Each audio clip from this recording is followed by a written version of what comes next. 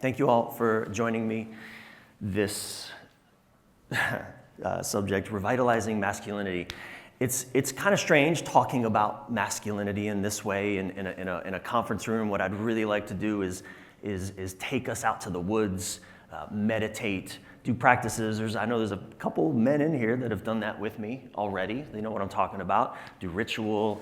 But I want to say something first before we dive into the subject. Because in our culture today, boy, the conversations around masculinity, femininity, they're so polarizing. And they are often, these days, they're extremely genderized, right? Men have to be masculine, women have to be feminine. That's not what we're doing here. In the book Iron John by Robert Bly, anybody ever heard of a couple? Yeah. Robert Bly was like the godfather of the modern men's movement. And he said something, I really love the way he framed this. He says, and I'm paraphrasing, but we are obligated, those of us who talk about masculinity and femininity, we're obligated to talk about masculinity in a way that does not exclude the masculine in women, but strikes a resonant chord in a man's heart. Right? We will not deny that there aren't resonant chords, strings in a woman's heart, in women.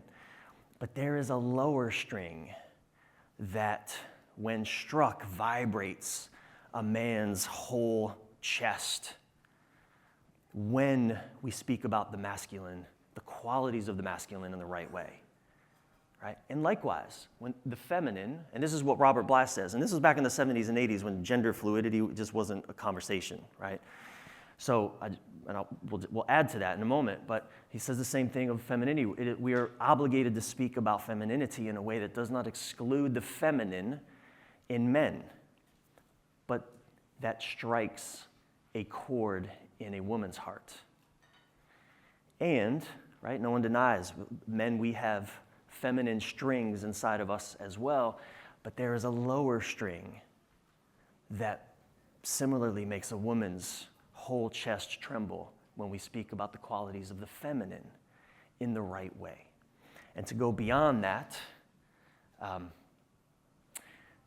we're all human, we're all people, right? There's the model I subscribe to is we all have masculine and feminine capacity. And we're all going to find things that, as we speak about masculine qualities, men, women, and anyone who doesn't identify as a man or woman, there's going to be a part of us that goes, ooh, that feels nice. And vice versa, right? So I want to just enter this with that frame. I think that's vital in the conversation that we're having. Just close your eyes for a moment. Take a few deep breaths. And just reflect on the messages about men and masculinity that you received, particularly growing up. The messages. What is masculinity? What does it mean to be a man? What does it mean to be masculine?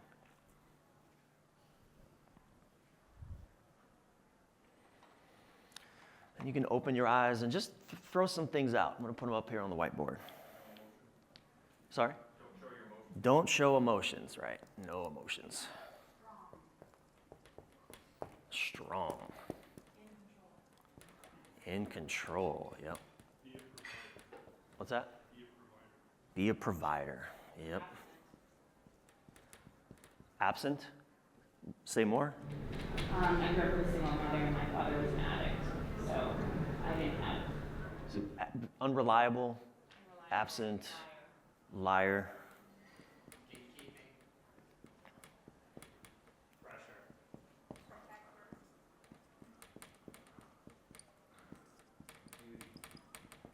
Duty.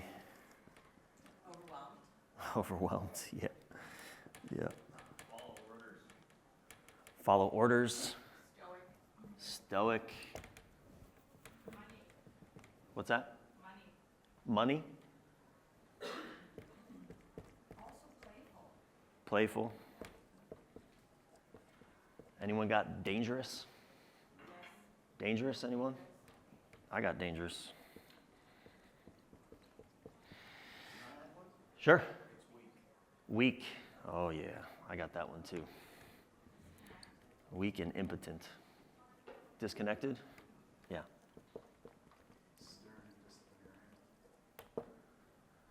Stern and disciplinarian. Look, we can keep going and going and going. Sorry if you can't see all those, but you heard them, right? Let's just take that in, especially the men in the room. This is what our childhood taught us about ourselves. Not just about other men. I'm a man. I grew up a man. I grew up thinking these things about men, not trusting men, not being able to rely on men. I'm a man. What does that say about me and my ability to trust myself? I didn't realize it, but it says a lot. I just want to stay here for a moment and talk about how masculinity, we've been taught that it rejects closeness. Terry Real. Anyone ever heard of Terry Real? Yes. Y'all should really book him for this conference. I know, it's a joke. For any of y'all that know, he was already here. It's my running joke. It's not working really well. It's fine. It's fine. They're not all gold. Terry Real said something really profound. The original wound in men, boys, is disconnection. Right? From a young age, often starting around 5 years old, we're taught to start denying our feelings, don't cry, only girls cry, don't be a sissy, all the messages, right? Basically the message we're getting is take power over yourself, and also, by the way, it's also Lord of the Flies on the playground, so it's also power over others. Either dominate or be dominated, right? And don't feel what you're feeling. You can get excited, but only if you score the winning touchdown, right? You guys relate to this, to that experience? By the way, just as an aside, anyone know or guess what Terry says about the original wound in women is? What's that? Detachment? Okay, good guess. To serve others. You're not enough. You're all right there. It's disempowerment. It's better to be a boy. Yeah, it's better to be a boy. Right? So disempowerment. So look, it shows a lot of the work that I do with men in my men's groups is about getting connected to ourselves. We're reconnecting our heads to our bodies in many ways. We're getting connected to the deeper truths of our essence, of our being, learning to trust ourselves, learning to trust other men. That's profound, to get men in a room, in a trust, what I call a trustable space. If you're a man in this room and you don't have that, you need to have that. Can I get an amen? Mr. Powers? That's gold. My marriage is better. I'm probably married because I have trustable spaces with other men. So again, we're taught power over our bodies, power over each other, right? We get into this just awful power dynamic. And Sylvia and I talked about this a bit on Friday night, this awful power dynamic where as a boy, as a man, either I take power or I give it up, right? Either be the nice guy, push over, I don't have any needs or desires, I'm good, whatever you want, go with the flow, right? And some men can live there for a long time, for decades. I can't. I can live there for a few weeks, and then when I can't take it anymore, boom, tyrant, macho, tyrant. I will take power. Go fuck yourself. I will kill you. The energy is my way or I'm out, right? And that's the power dynamic that so many of us we're paralyzed by. And inside of all that we're experiencing, all of that, so many men are living in exile, even inside their own family systems, their own families. Now, one of my closest friends from the Air Force, he described how He's providing, he's doing the providing, the protecting, doing all the things he thinks he's supposed to do, right? Showing up as he can anyway. I mean, the military takes you away from your family at times, especially when you're a pilot in the Air Force. But he's doing all the right things, and yet he felt like a stranger in his own home for most of the 20 plus years that he was in the military. It's tragic, right? And that's not unique to him. So here's the exercise that I want to do, though, because what all of us, not all of us, but what many of us end up wearing, if you've heard that term, the masks of masculinity. Well, for many of us, it can just sound like, I'm fine. I'm good. I got this. I don't need anything. I don't care. Right? It's a sentence that we kind of wear on our forehead, right? It comes out of our mouth or whatever. What I invite each of you to just think about, and you can write it on that piece of paper. I would suggest write it if you can. If you don't have a pen or something, it's fine. You can just think of it. But I am going to, well, let's just do that first. Take 60 seconds to reflect on the mask that either you or someone, and I would encourage you, let's keep it men for now, right? If you're a woman, maybe it was a father or a husband or someone close to you, but that has worn that mask, right? And just one, it could be a word, like invulnerable, as an example, right? Checked out, whatever. Or a sentence, one mask.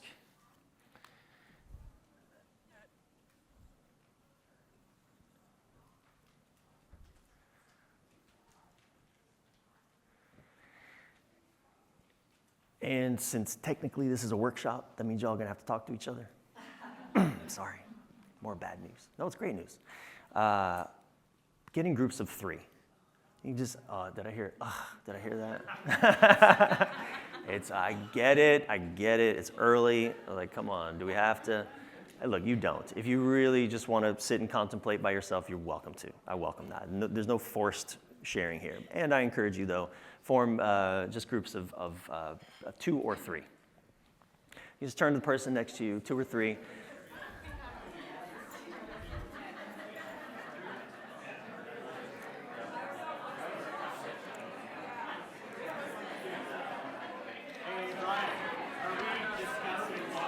Yeah, so let me give you instruction. Thank you. Yeah, thank you. Let me give you instruction. That was just the first step, getting groups of 3. Thank you. So you're going to answer 3 questions, and each person's going to get 3 minutes to talk. I'm going to time you. So we'll go person with the least amount of hair goes first. You're welcome. Hair wear, with the most amount of hair wear, or least amount of hair, goes first. 3 minutes. You're going to answer three questions. Share, number 1, where did this mask come from? Like if it was your dad's, for example, what was my dad's? So like, everything's okay. Okay. Where did that mask come from? Well, and you might not even really know. Well, everything's okay. I mean, look, my dad grew up in a family of fucking 10. He was the oldest, like he had to hold it together, right? You're telling the story, you're building some understanding for where that mask may have come from. Second is, how did it help? It's there for a reason. It's not there for nothing. It served a purpose. And the third question is, how did it hurt? So 3 minutes per person. I'll give you a 30-second warning to when the time's running out. It's not a lot of time, but questions? Yes? Can you clarify again? How did it hurt? How did it hurt? Or Whatever comes up for you. It hurt because he was never there for me. I missed him, and he missed out on his kids. Like my father, he didn't get to enjoy. I'm an amazing son. He's missed out on that. That's tragic for him, and it's tragic for me. Great, go. 3 minutes.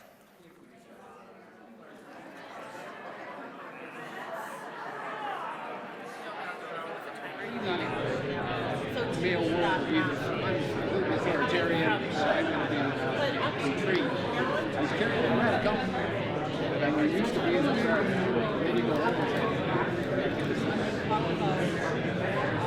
I know it's not enough time.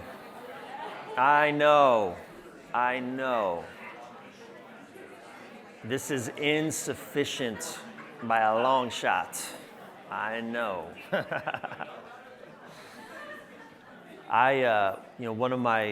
One of the things, 5 years ago, me and my childhood best friend of 40 years, we created this men's group experience called Elevate, a year-long dive into this kind of stuff.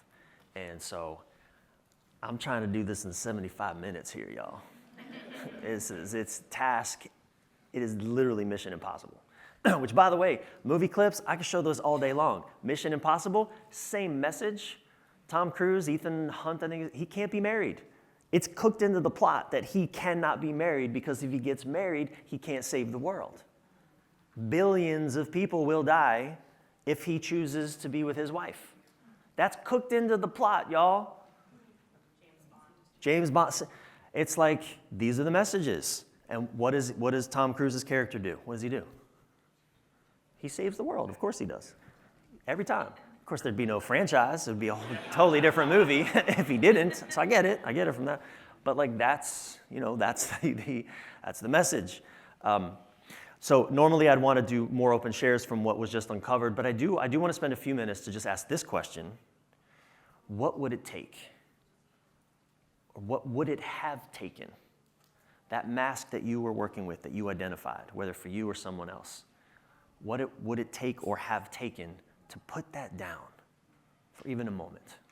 I'd love to hear some thoughts about that. Yes? Mine was my dad's attempt to be kind of omnipotent, all-powerful, like his dad. And the tragedy was that his dad did put it down in the last 20 years that I knew him. And he put it down by realizing he could be loved without being all-powerful. So your grandfather was able to put that same mask down. But my dad didn't get to see that. Because your father died? Or Just estranged. they were estranged. And he wouldn't have wanted, he couldn't get there himself, unfortunately, yeah. But he's not dead, so maybe he still will. You're right, yeah. Thank you for that. Thank you. Who else? What would it take to put that down? What would it take? What would it require? Yeah. I think that as kids, for me anyway, you pedestal your parents, right? Like you think they've got it all figured out. So you don't question too deeply what's going on there until much later. And so you would have to face their imperfection in that moment. And that's damn difficult. Look, I get chills when you say that because I will share with you one of the biggest fights I had with my wife was at a moment where she needed me to stand up for her with my father and my stepmother in the room, and I wasn't ready. She needed it, and I couldn't. And I fucking couldn't handle, neither of us could handle that moment, but what a breakthrough it was for us. One of our most painful fights, because exactly that, I was not ready to confront the limitations of the God figures, my parents. Thank you for that. That's profound. Yeah. I think this is true for me, but probably for my dad as well. These masks are so disconnected, and what would help me get through the mask is deep, authentic connection from someone else. But the mask creates the opposite effect in the other person. So it's like this cycle of I mask up, they disconnect. What I really need to get through my mask, or what the gift would be, deep connection coming from outside. This deep invitation that was beyond just because the rejection, and that could last through that moment of rejection. Yeah. And so it's so sad because the mask gets in the way of what it needs. The mask gets in the way of what it needs. Absolutely. Yeah. Oh man. Again, we do a whole workshop on just what you just said right there. Thank you. Yes. Yes, ma'am. I think my dad would have needed a group that you offered, a trusting group of men, instead of his drinking group. Yeah. Thank you for that. Yeah. Yeah, James. It's, for me, it's going back to my grandparents on my mom and dad's side. It's, my mom was incredibly dominant, still is, and my dad is this very passive guy. So for me growing up, I was like, I don't want to be, I need to be a strong man. So like in my relationships, a lot has been like, I'm over dominant because I don't want to be a weak dad. And then you go back, my dad's dad was incredibly dominant. So my dad was like, oh, I don't want to be that. I want to be chill like his mom was. And on the other side, my mom's dad was an asshole. So then my mom's like, oh, I'm not going to be like her mom.